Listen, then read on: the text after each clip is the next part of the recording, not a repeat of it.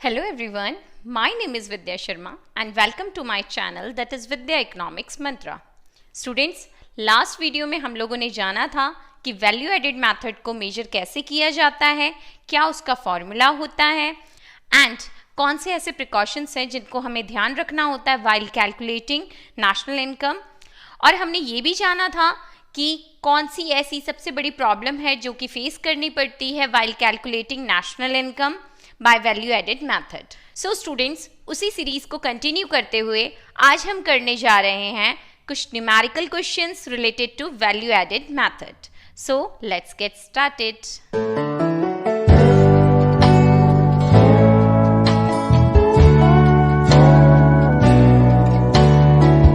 Students, start करते हैं अपने फर्स्ट क्वेश्चन से।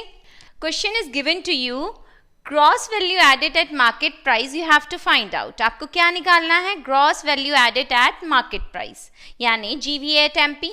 ओके, देन पर्टिकुलर्स क्या क्या गिवन है आपको? Depreciation is given to you 20, then domestic sales is given to you 200, net change in stock is given to you -10, exports is given to you 10 and single use producer goods is given to you 120। ये सारी की सारी value lakhs में है, ठीक है। अब यहां पर सबसे पहले इसका फॉर्मूला जानते हैं। हमने लास्ट क्लास में फॉर्मूला डिस्कस किया था, value added is equal to value of output minus intermediate cost, ठीक है। सेम इसके थ्रू हमारा GVA एट MP निकलेगा, क्योंकि लास्ट वीडियो में मैंने आप लोगों को समझाया था जब भी हम वैल्यू एडेड मेथड के थ्रू अपना आंसर निकालते हैं तो हमको GVA एट MP मिलता है जो कि GDP एट MP के बराबर होता है बेटा, ठीक है। सो यहां पर हम डायरेक्ट फॉर्मूला पुट कर देंगे, that is GVA at MP। ये हमें फाइंड आउट करना है, ठीक है। GVA at MP is equal to, formula put कर दो, वैल्यू ऑफ आउटपुट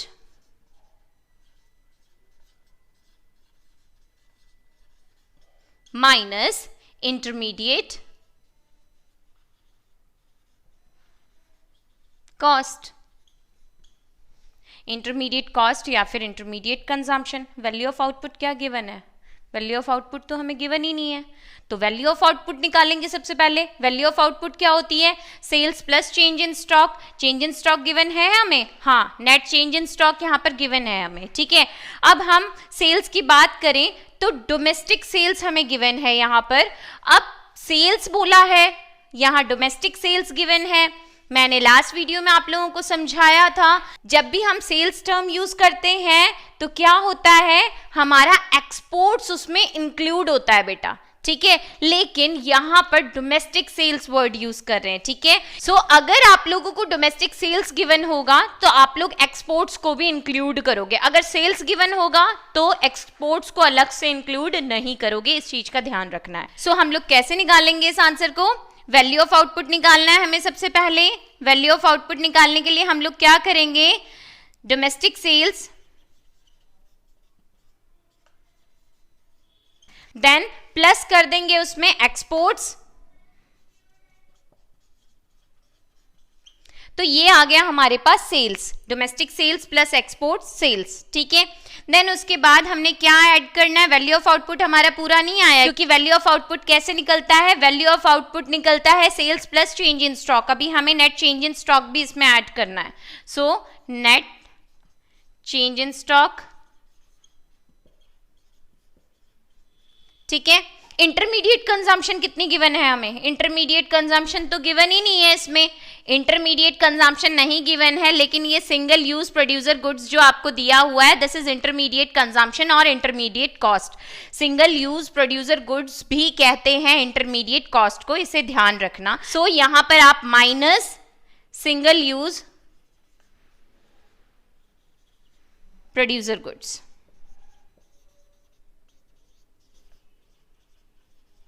अब वैल्यूज पुट कर देंगे बेटा। सो डोमेस्टिक सेल्स की वैल्यू कितनी गिवन है? 200। देन एक्सपोर्ट्स कितना गिवन है आपको? +10।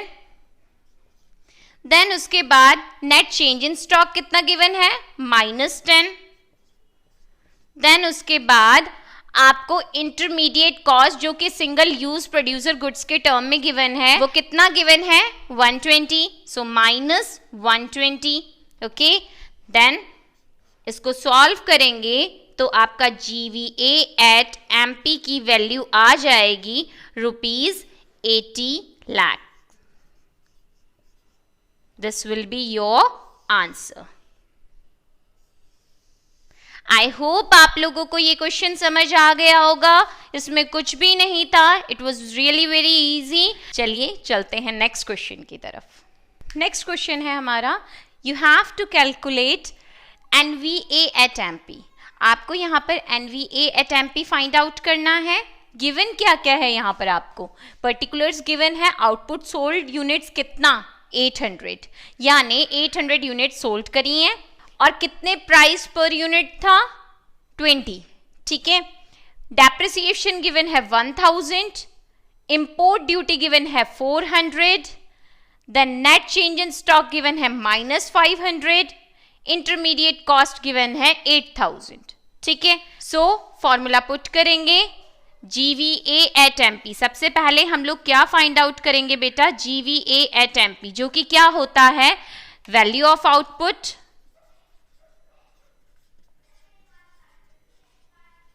माइनस इंटरमीडिएट कंजम्पशन और इंटरमीडिएट कॉस्ट. ठीक है. सो यहां पर वैल्यू ऑफ आउटपुट डायरेक्टली हमको गिवन नहीं है.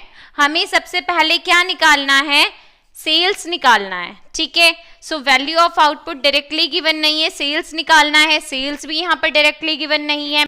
सो सेल्स क्या होता है Q इंटू P. आप वैल्यू पुट कर दीजिए Q into P, that is कितना हो जाएगा 800 इंटू 20, दैट इज 16,000. सो ये ₹16,000 करोड़ जो वैल्यू आई है ये किसकी आई है, ये सेल्स की वैल्यू आई है.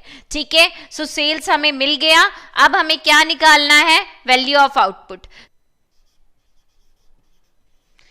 सो value of output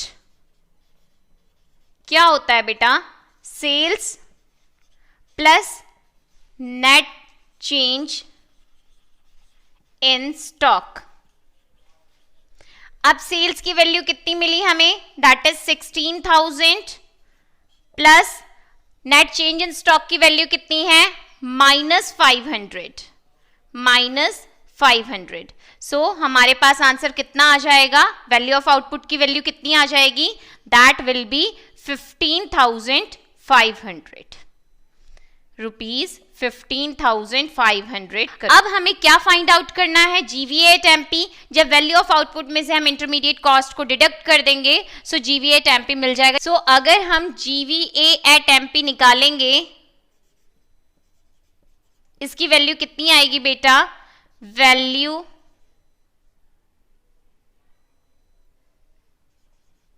of output minus intermediate cost. अब वैल्यू पुट कर दीजिए 15,500 माइनस कितना 8,000. आपके पास वैल्यू आ गई ₹7,500. अब 7,500 ये हमारा आंसर आ गया बेटा, ये अभी भी हमारा आंसर नहीं आया है. सो NVA एट MP की वैल्यू क्या आएगी बेटा, जब हम NVA at MP is equal to GVA at MP minus gross से नेट पे जाना है हमें. सो आप डेप्रिसिएशन को क्या कर दोगे, डिडक्ट कर दोगे. सो कितनी आ गई हमारी वैल्यू, दैट इज 7,500 माइनस 1,000 जो कि डेप्रिसिएशन की वैल्यू दी हुई है 1,000. कितना आ गया, इज इक्वल टू ₹6,500. ये है आपकी वैल्यू किसकी, NVA एट MP की. सो आंसर क्या आ गया बेटा आप लोगों का 6,500. 500। सो ऐसे क्वेश्चन को कैसे करना है बेटा, स्टेप बाय स्टेप। सबसे पहले आपको सेल्स फाइंड आउट करनी है, वो क्वांटिटी इनटू पी से आएगी। देन उसके बाद आपको सेल्स में जब आप नेट चेंज इन स्टॉक को ऐड कर दोगे तो आपको वैल्यू ऑफ आउटपुट मिल जाएगा। देन उसके बाद वैल्यू एडेड फाइंड आउट करने के लिए या फिर GVA eight MP find out करने के लिए वैल्यू ऑफ आउटपुट में से इंटरमीडिएट कॉस्ट को डिडक्ट कर दोगे तो आपको जीवीए एट एमपी मिल जाएगा। देन उसके बाद NVA at MP find out करने के लिए आप क्या करेंगे, उसमें से डेप्रिसिएशन को डिडक्ट कर देंगे तो एनवीए एट एमपी आपको फाइंड आउट हो जाएगा। सो बस स्टेप बाय स्टेप चलना है, nothing is difficult. Okay students, आज की वीडियो में हम लोगों ने ये जाना कि कैसे वैल्यू एडेड मेथड से आप न्यूमेरिकल क्वेश्चन को सॉल्व कर सकते हैं। अगर एग्जाम में कोई भी question product method, value added method से रिलेटेड आता है तो किस तरीके से उसे सॉल्व करते हैं। एंड आई होप आप लोगों को समझ आ गया होगा। अगर बेटा कोई भी क्वेश्चन से रिलेटेड आपको कहीं पर भी कोई भी प्रॉब्लम आ रही है इकोनॉमिक्स में, then you can comment below. I'll surely solve your problem related to that. I hope you liked my videos, and if you liked my videos then do like, share, comment and subscribe to my YouTube channel, that is Vidya Economics Mantra. Thank you.